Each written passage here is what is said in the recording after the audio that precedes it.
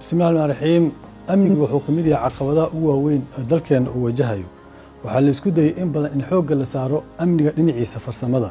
laakiin aragtida wada jir wada tashi waxay ku dhisan tahay in xoog la saaro siyaasadda amniga oo ah dadka Soomaaliyeed ama hogaankooda siyaasadeed ay ka heshiyaan ciidanka ay yeelanayaan nambarkiisa tiradiisa shaqada uu qabanayo iyo sida loo xaqiijin karo ciidanku inuu siyaasadda banaanka ka joogo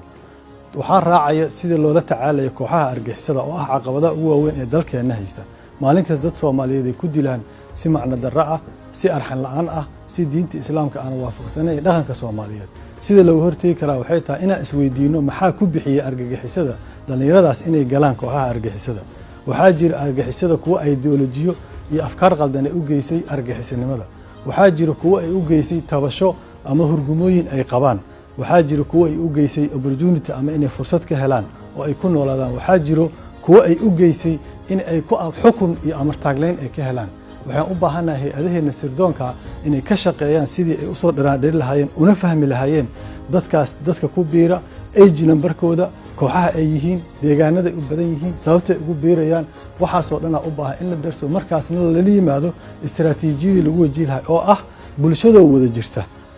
inay ka hortagaan kooxahaas argixisada dadka aan la dagaalayna argixisada ma aha conventional ama dad taqliidi ama aha ma naqaano ciidankooda iyo hubka ay haystaan iyo meesha ay joogaan waa dad bulshada ku dhex jira saas daraadeed waxaan u baahanahay inaan helno wax la yiraahdo community intelligence ama sirdoonka bulshada ay bulshadu kalsooni ku qabto inay dawladda aamini karto in u soo tabi karto abaabulka iyo shirqoolada ay wadaan kooxaha argixisada taas ayaa u baahan in bulshada kalsooni la geliyo ay dawladda kala shaqeeyaan sida kooxahaas wax looga qaban lahaa lana kala qaado sidii u kala qaybsan yihiin oo koox walba sideeda loola tacaalo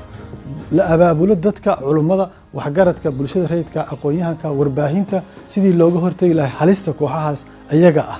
si wajahan oo midaysan looga hortago waxay u baahan tahay marka hoggaan kari kara inuu intaas abaabulo fikirkeeda haya kulana xisaabtami kara xukuumaddiisa inuu arintaas ka dhanaan dhiriyo waa maasantiin wasalaam